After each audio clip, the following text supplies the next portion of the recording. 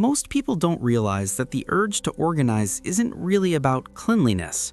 It's about something deeper happening in the brain. For some people, organizing their home feels calming, grounding, even emotionally satisfying in a way that's hard to explain to others. This is happening for a reason. The way someone relates to their physical space often mirrors how their nervous system handles stress, uncertainty, and control.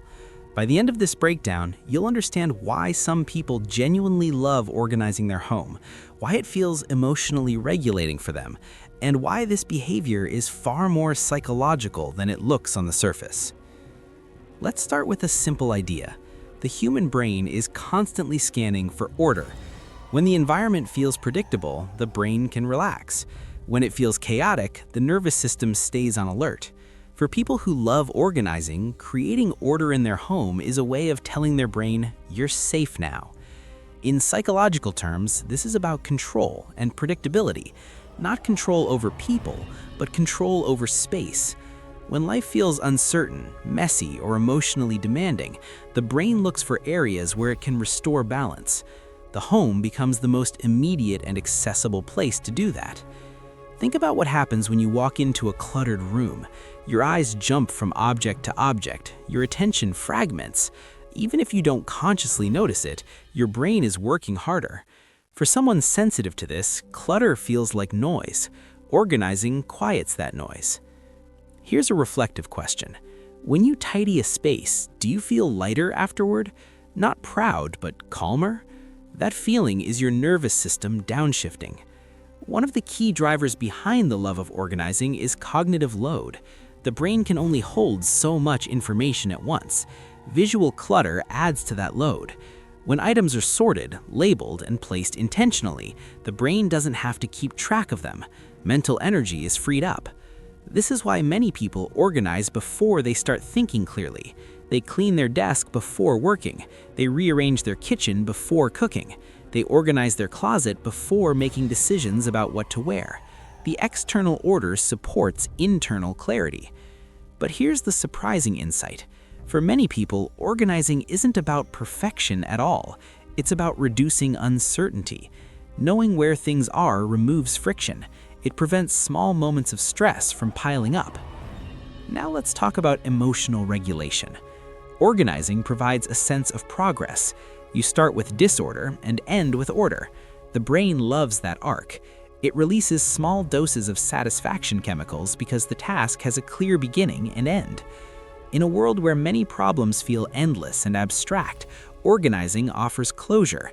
You can't fix global stress or complex relationships in an afternoon, but you can organize a drawer. That matters more to the brain than we like to admit.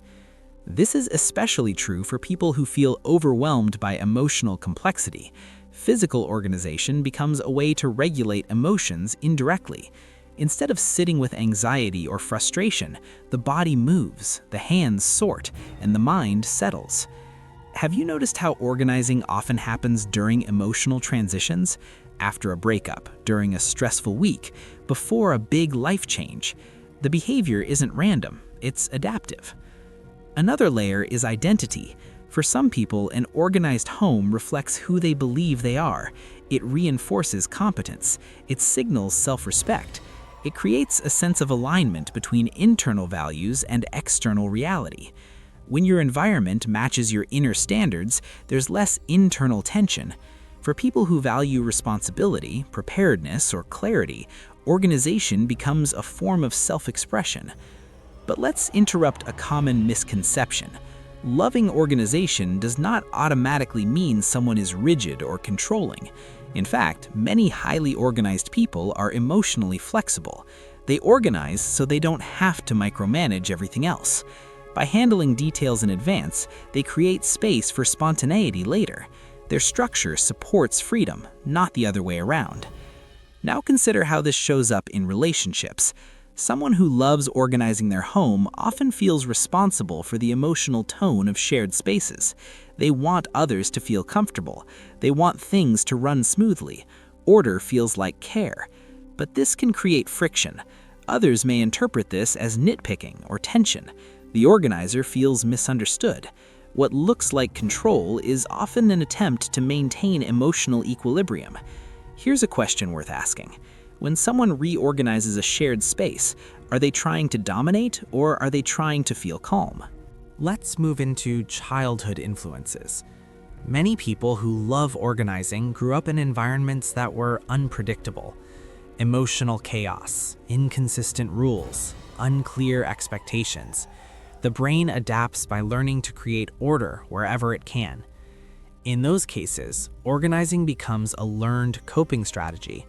It's a way to compensate for what was missing earlier. This doesn't mean trauma, it means adaptation. The brain found something that worked and kept using it. On the other hand, some people grew up in very structured homes. They learned early that order leads to safety and approval. That association sticks. Organizing feels familiar. It feels right. Both paths can lead to the same behavior, but for different reasons. One seeks stability, the other continues it. Now let's talk about attention and focus. People who love organizing their home often have heightened awareness of their surroundings. They notice small inconsistencies, a crooked frame, a misplaced object. Their brain flags these details automatically. This isn't obsession, it's perceptual sensitivity. Just like some people are sensitive to sound or emotion, others are sensitive to visual disorder. Their nervous system picks it up faster. In daily life, this means they often feel distracted until the environment feels right.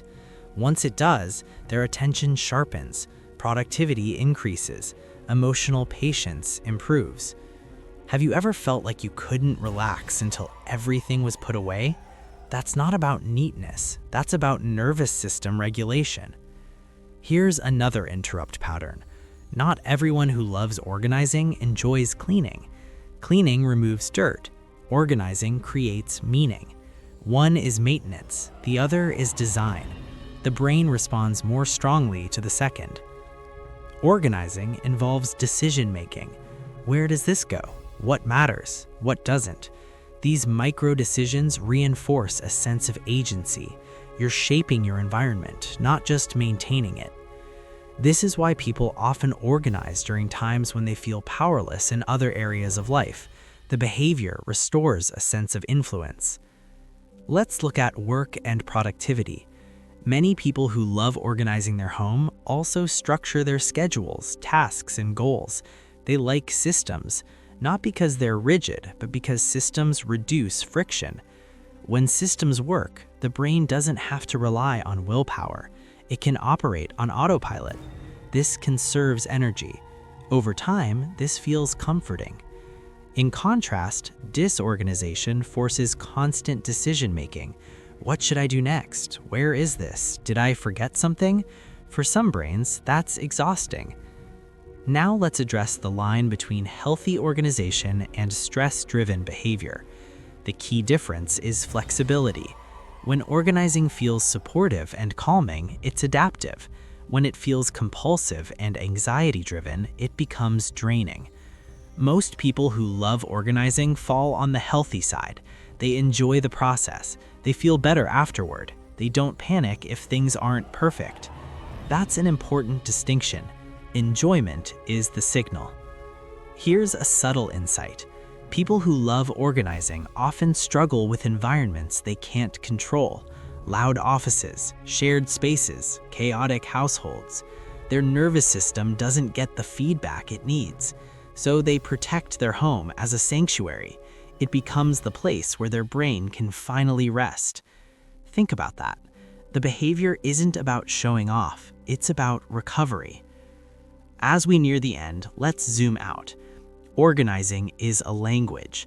It's how some people communicate safety to themselves. It's how they regulate stress. It's how they create clarity when the world feels noisy. So if you love organizing your home, there's nothing trivial about it. Your brain is responding intelligently to what it needs. And if you don't love organizing, that's fine too. Different nervous systems regulate in different ways.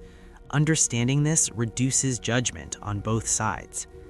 Here's the final reflection. The spaces we shape end up shaping us. When someone carefully organizes their home, they're often building a quiet foundation for emotional stability, focus, and peace. So the next time you find yourself rearranging a shelf, labeling a drawer, or clearing a surface, notice how you feel. Not accomplished, but calm. That feeling is the real reason behind the behavior. If this helped you see yourself or someone else more clearly, take a moment to reflect on how your environment supports your mind. Share your thoughts if you feel inclined. And if you want more insights like this, stay curious and keep exploring how psychology shows up in everyday life.